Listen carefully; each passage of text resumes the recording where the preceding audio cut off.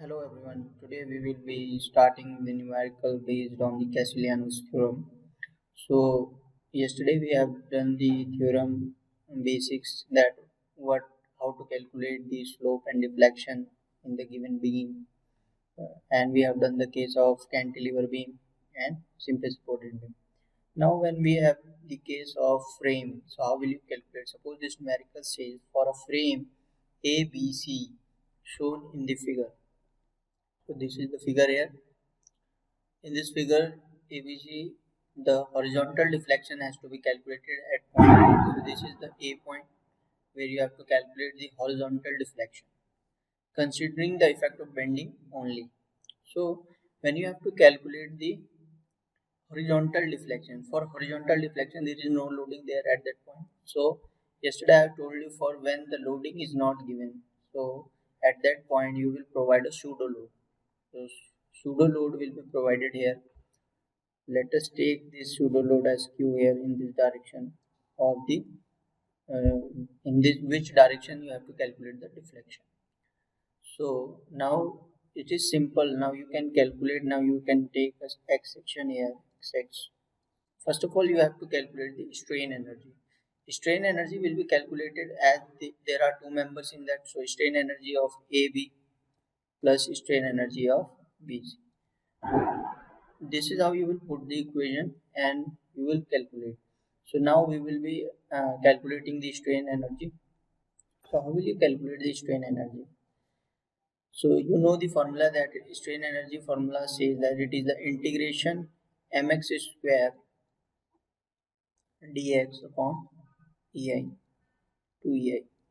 So this is the integration. So we are talking about member AB. Suppose you have to calculate UAB. So how will you calculate? In case of mx, what how will you put the moment equation? I have taken a section here xx. Now see the loading condition. For q loading there will be no perpendicular distance. So therefore it will produce no moment. अब जब q के लिए आपके पास कोई perpendicular distance नहीं है, देखिए यहाँ पे ये मेंबर है और फोर्स का डायरेक्शन भी यही है. इस फोर्स के लिए कोई परपेंडिकुलर डिस्टेंस नहीं है, तो q से कोई मोमेंट जनरेट नहीं होगा. तो मोमेंट जनरेट किससे होगा? p लोडिंग से. और p लोडिंग से होगा, और कितना डिस्टेंस हमने x डिस्टेंस पे हमने ये सेक्शन कट किया है. सो मोमेंट इक्वेशन कैसी आएगी? ये कैसा है? ये है clockwise. Clockwise negative, from right to left जा रहे हैं तो negative p into x whole square dx upon 2e. अब ये इक्वेशन आई है, इसका इंटीग्रेशन कहाँ से कहाँ तक होगा? a b, we have the length L by 2, so 0 to L by 2.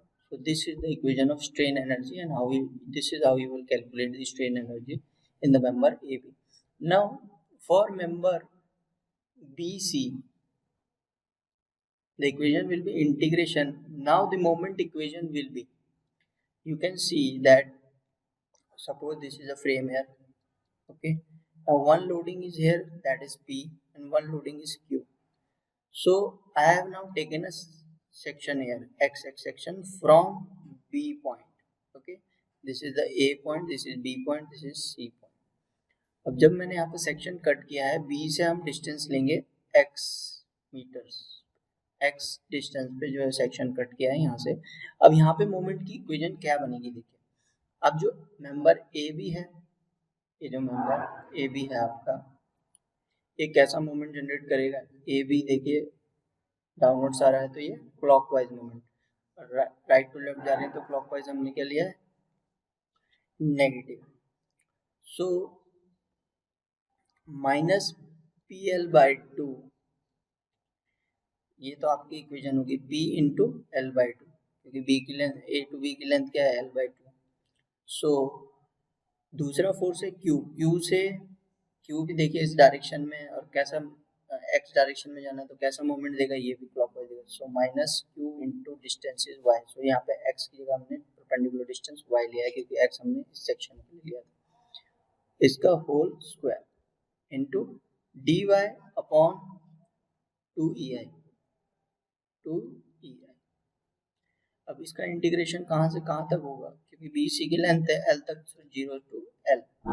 अब आप इस इक्वेशन को इजीली सॉल्व कर सकते हैं। आई होप अब इंटीग्रेशन तो सभी को करना आता है। देखिए यहाँ पे ये सॉल्व है, तो यहाँ पे आपको इक्वेशन दिखा देता हूँ मैं। u 0 to l/2, यहाँ पे माइनस हो नहीं गया बिकॉज इसको स्क्वायर से क्या हो जाएगा, वो नेग्लेक्ट हो जाएगा। सो ये इक्वेशन सॉल्व करोगे आप, और उसके बाद हमको हॉरिजॉन्टल रिएक्शन निकालना है। तो यहाँ पे हमने सूडो लोड लगाया था, तो partial derivative of the total strain energy with respect to the pseudo load will be equal to, जहाँ पे हमने इसके रेफरेंस में हम क्या लेते हैं, pseudo load tending to zero. ये जैसे मैंने आपको कल बताया था, देखिए जब हम किसी पॉइंट पर डिफ्लेक्शन निकाल रहे हैं तो del U upon del Q pseudo load के रिस्पेक्ट में हमने उसको पार्शियल डेरिवेटिव किया है, where Q is equal to zero, because वहाँ पे कोई लोड नहीं था, हमने वो सूडो लोड लगाया था, इमेजिनरी लोड। सो इस इक्वेशन को आप इसमें इंटीग्रेट करने के बाद सॉल्व करेंगे, और आप सॉल्व करेंगे तो क्यू की वैल्यू जीरो रखेंगे तो आपका डिफ्लेक्शन आ जाएगा हॉरिजॉन्टल डायरेक्शन में। आई होप ये पॉइंट क्लियर है। Now we will see the second numerical that says we have to find the deflection at end B of the beam shown in the figure. अब देखिए आपको ये beam show हुई है, यहाँ पे एक प्रॉप्ड कैंटिलीवर बीम है जिसमें यहाँ पे सपोर्टेड है, और यहाँ पर एक वर्टिकल रोलर सपोर्टेड। तो यहाँ पे आप क्या करेंगे, ये आपका यूडीएल है, तो यूडीएल के लिए पहले आपको अननोन रिएक्शंस निकालने पड़ेंगे। अब जब बी पॉइंट पे आपको डिफ्लेक्शन निकालने के लिए बोला है, यहाँ पे कोई लोडिंग नहीं है, तो आप क्या करेंगे, एक सूडो लोड लगाएंगे। तो we are applying a pseudo load force Q at the end B. अब जिस डायरेक्शन में आपको डिफ्लेक्शन निकालना है, डिफ्लेक्शन कहाँ पे होगा, डाउनवर्ड डायरेक्शन में होगा, क्योंकि लोडिंग ट्रांसवर्स डायरेक्शन में है। तो अब ये डाउनवर्ड डायरेक्शन में, तो क्यू का डायरेक्शन भी क्या होगा, डाउनवर्ड होगा। तो यहाँ पे देखिए क्यू का डायरेक्शन डाउनवर्ड से, सो इस पे ये हमने क्यू फोर्स लगाया है, ठीक है। अब क्यू फोर्स लगाया है तो यहाँ पे वर्टिकल रिएक्शन वी ए है अगर, okay, V A is upward minus Q is downward minus W into L total load, ठीक है, इक्वल टू जीरो। ये इक्वेशन कैसे आई, summation F Y equal to zero. अब यहाँ पे हम करेंगे V A calculate, V A equal to W L plus Q, so W L plus Q. इस तरह से ये रिएक्शन आ गया सूडो लोड के रिस्पेक्ट में। अब हम मोमेंट इक्वेशन निकालनी है, बिकॉज स्ट्रेन एनर्जी के फॉर्मूले में ये पुट करना पड़ेगा। मोमेंट इक्वेशन कैसे निकालेंगे, तो ये सेक्शन कट किया यहाँ पर एक्स एक्स डिस्टेंस पे, जिसका एक्स डिस्टेंस है फ्रॉम ए पॉइंट। अब ए पॉइंट से देखिए आपको इक्वेशन बनानी है मोमेंट की, तो कैसे बनेगी, वर्टिकल रिएक्शन है डब्ल्यू एल प्लस क्यू, और एक्स डायरेक्शन इस तरफ है तो इधर जाना है, तो डब्ल्यू एल कैसा रोटेशन दे रहा है क्लॉकवाइज। अब हम लेफ्ट टू राइट जा रहे हैं तो ये क्या होगा, पॉजिटिव होगा। सो डब्ल्यू एल प्लस क्यू, ये तो फोर्स हो गया, into perpendicular distance is x minus, ये कैसा था मोमेंट, ये क्लॉकवाइज, एंटी क्लॉकवाइज है ये वाला डब्ल्यू, जो ये लग रहा है डब्ल्यू कैसा मोमेंट जाएगा, anti clockwise. So minus W X square upon two, W into x distance, ये टोटल लोड हो गया, कहाँ पे एक्ट करता है, डिस्टेंस के हाफ पे, that is into x by two. So equation क्या आएगी, W X square by two. तो ये एम एक्स इक्वेशन आ गई। अब एम एक्स इक्वेशन आ गई तो स्ट्रेन एनर्जी का फॉर्मूले में आपको पता है, strain energy is M x square d x upon two E due to bending. M x की इक्वेशन को यहाँ पे अप्लाई करेंगे, फिर जैसे स्ट्रेन एनर्जी आप कैलकुलेट कर लेते हैं, स्ट्रेन एनर्जी को आपको डिफरेंशिएट करना है del U upon del Q, where Q is tending to zero, ये आपका आ जाएगा deflection at B point. So यहाँ पे देखिए, यहाँ पे इन्होंने इसी इक्वेशन को डिफरेंशिएट कर दिया है, तो जीरो टू एल तक, बिकॉज टोटल स्पैन कितनी है एल, सो इंटीग्रेशन होगा zero two L, that will give you to total strain energy. M X को डिफरेंशिएट किया है, सो एम एक्स देखिए पहले क्या होगा, टू बाहर आएगा, डिफरेंशिएट करेंगे तो टू एम एक्स स्क्वायर का, तो टू बाहर आएगा, that will give you two M X, okay, and upon two E I था, सो टू से टू कैंसिल हो गया, और एम एक्स का डिफरेंशिएट क्या होगा, del M X upon dq, ठीक है, इंटू dx। अब ये वैल्यू आ गई है, तो यहाँ पे देखिए 2 से 2 कैंसिल हो गया, तो वो यहाँ पे शो नहीं हुआ है, तो इसलिए कंफ्यूज मत होइए। तो 2 से 2 कैंसिल हो गया, तो mx अपॉन ये I del mx upon del Q into dx। अब ये इक्वेशन आपकी आ गई है। अब आप इसको इजीली सॉल्व करिए। mx की वैल्यू है W L plus Q into X minus W X square upon 2 into X dx। Okay, अब ये हमने इसमें इनपुट किया है that q is tending to 0।